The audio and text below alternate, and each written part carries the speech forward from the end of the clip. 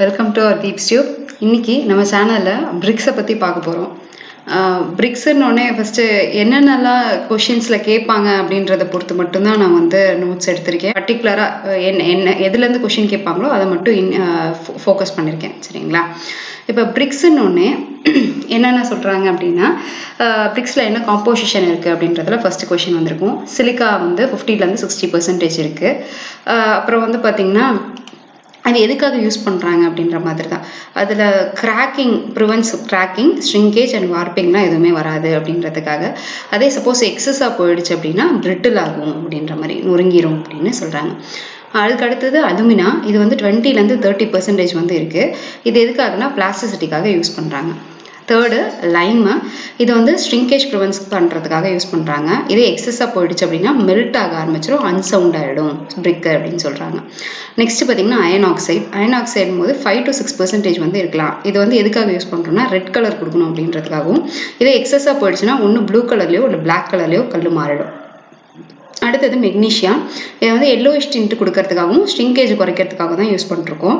இதே எக்ஸஸாக போயிடுச்சுன்னா பிரிக்கு டீகே ஆக ஆரம்பிச்சிடும்.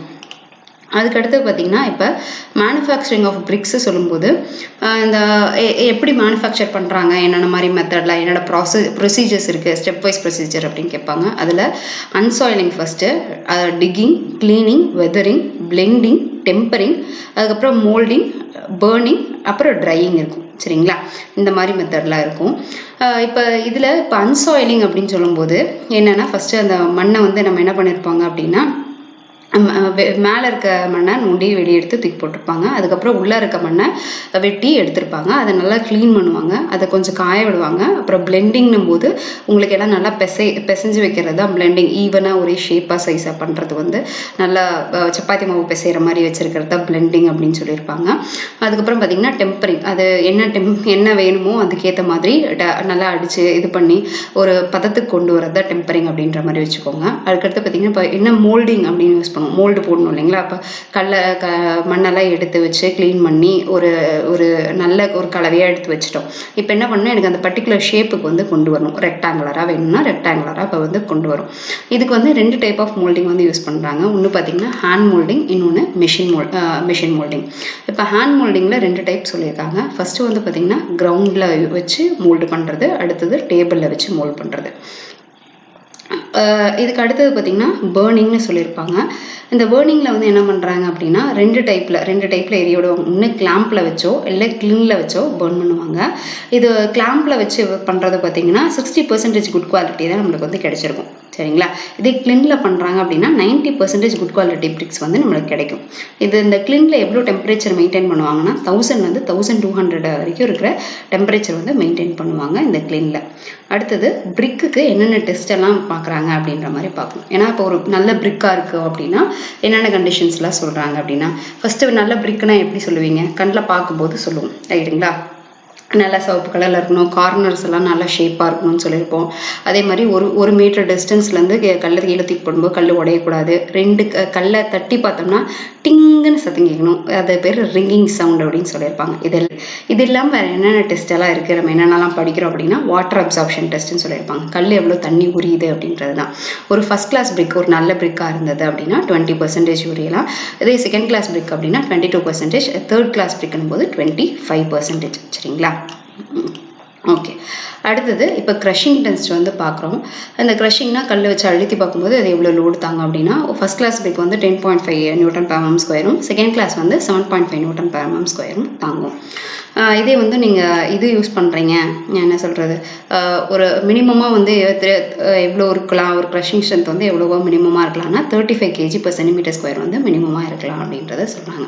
Next hardness.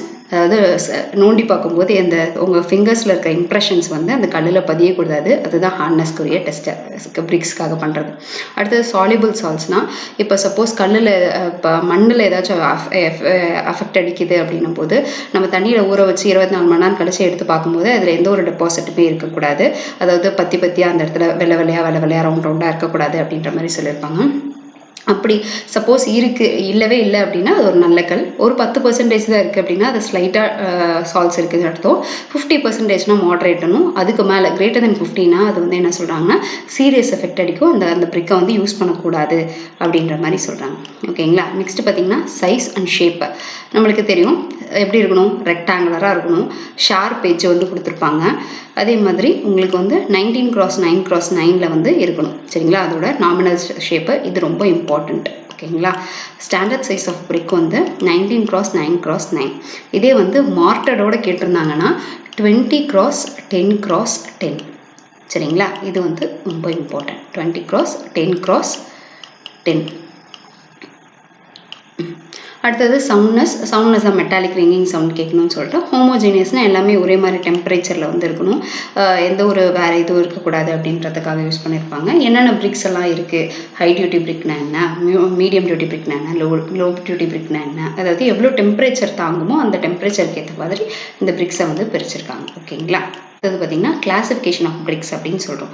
கிளாசிஃபிகேஷன் ஆஃப் பிரிக்ஸ்ன்றதுல வரதில் நான் என்ன பண்ணுறேன் அப்படின்னா, இன் ஜென்ரலாக first class, second class and third class பிரிக்ஸ் அப்படின்னு பிரிக்கிறாங்க. ஃபர்ஸ்ட் கிளாஸ் பிரிக்ஸாக இருந்தால் டேபிள் மவுண்டடாக இருந்தால் ஃபர்ஸ்ட் கிளாஸ் பிரிக். சரிங்களா. அதில் எட்ஜஸ் வந்து நல்லா ஷார்ப் எட்ஜாக இருக்கும். சுப்பீரியர் ஒர்க்ஸ்க்கு எல்லாமே இந்த ஃபர்ஸ்ட் கிளாஸ் பிரிக்ஸ் வந்து யூஸ் பண்ணுவாங்க. செகண்ட் கிளாஸ் பிரிக்ஸ் பார்த்தீங்கன்னா கிரவுண்டில் வச்சு மோல்டு பண்ணதாக இருக்கும், கிளீனில் வந்து எடுத்ததாக இருக்கும்.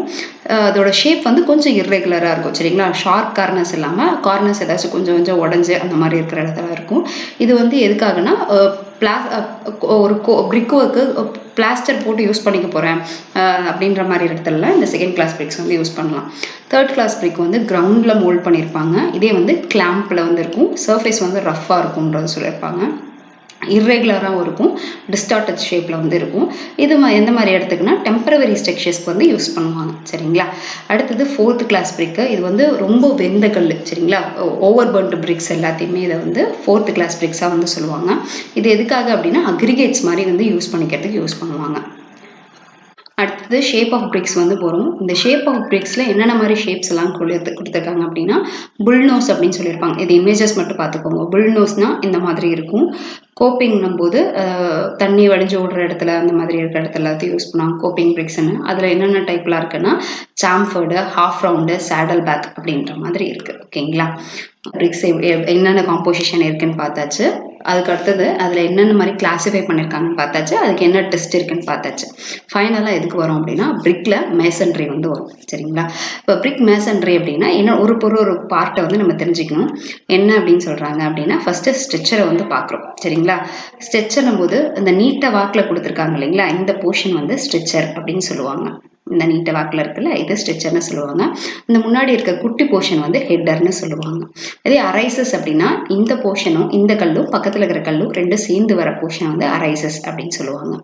பெட் அப்படின்னா எல்லா கல்லும் இப்போ நிறைய கல் அடுக்க போறீங்க அப்படின்னா இந்த அடுக்க போற இடத்துல இந்த கீழே வச்சிருக்கிற இந்த ஒரே போர்ஷன் பேரு பெட் அப்படின்னு சொல்லுவாங்க. அந்த பெட் ஜாயிண்ட்னா ஒரு ஹாரிசான்டல் லேயருக்கு மார்ட்டர் வைக்க போகிறோம் இல்லைங்களா, அந்த பெட்டு வந்து அட்டாச் பண்ணுற இடத்த தான் பெட் ஜாயின்ட்ஸ் அப்படின்னு சொல்லுவாங்க. அடுத்தது பெர்பென்ஸ். இப்போ ஹரிசான்டல் இருக்கிற ஜாயின்ஸை வந்து பெட் ஜாயிண்ட்னு சொல்லிட்டோம். இதே வெர்டிக்கலாக இருக்கிற ஜாயின்ஸ் வந்து என்ன சொல்லுவாங்கன்னா பெர்பென்ஸ் அப்படின்னு சொல்லுவாங்க.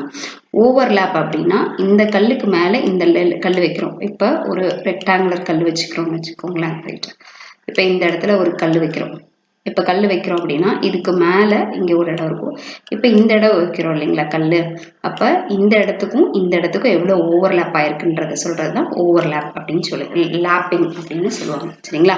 ஒரு கோர்ஸுக்கும் அடுத்த கோர்ஸுக்கும் இருக்கிற வெர்டிக்கல் ஜாயின்ஸ்க்கு இருக்கிற ரெண்டு இடப்பட்ட கேப்பை தான் வந்து லேப் அப்படின்னு சொல்லுவாங்க.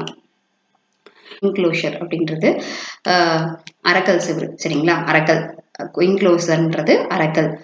கிங் க்ளோஷர் அப்படின்றது உங்களோட ஒரு ரெக்டாங்குலர் பார்ட்ல ஒரு இந்த இடத்துக்கும் சேர்த்து இப்படி ஒரு ட்ரையாங்குலர் போர்ஷனை கட் பண்ணி எடுத்துட்டோம் அப்படின்னா அது வந்து கிங் க்ளோஷர் அப்படின்னு சொல்லியிருப்பாங்க. அடுத்தது பார்த்தீங்கன்னா உங்களுக்கு பேட். சரிங்களா. பேட்னா ஒன்றும் இல்லைங்க, அரைக்கல் முக்காக்கல்ல தான் வந்து என்னன்னு சொல்றாங்க அப்படின்னா பேட். அதாவது லென்த் வைஸ்ல கல்லை கட் பண்ணியிருந்தோம் அப்படின்னா அதை வந்து பேட்டுன்னு சொல்லியிருப்பாங்க. அடுத்தது என்னென்ன டைப்ஸ் ஆஃப் பாண்டெல்லாம் இருக்குது அப்படின்றது தெரிஞ்சிருக்கணும். என்ன மாதிரி பாண்டெல்லாம் இருக்குது அப்படின்னா ஸ்ட்ரெச்சர் பாண்ட், அதாவது ஸ்ட்ரெச்சர் அந்த நீல வாக்கில் வச்சிருக்கிறத வச்சு ஒரு ஸ்ட்ரக்சரை கட்டியிருந்தாங்க அப்படின்னா அது வந்து ஸ்ட்ரெச்சர் பாண்டுன்னு சொல்லுவாங்க. அதோட இமேஜ் தான் இங்கே போட ட்ரை பண்ணியிருந்திருக்கேன். அடுத்தது பார்த்தீங்கன்னா ஹெட்டர் பாண்டு. ஹெட்டர்ஸை மட்டுமே, அதாவது முன்னாடி இருக்க அந்த குட்டி போர்ஷன் இருக்கு இல்லைங்களா, அந்த குட்டி போர்ஷனை மட்டுமே வச்சு கட்டியிருந்தாங்கன்னா அதை வந்து ஹெட்டர் பாண்ட் அப்படின்னு சொல்லுவாங்க. அடுத்தது பார்த்தீங்கன்னா இங்கிலீஷ் பாண்டு.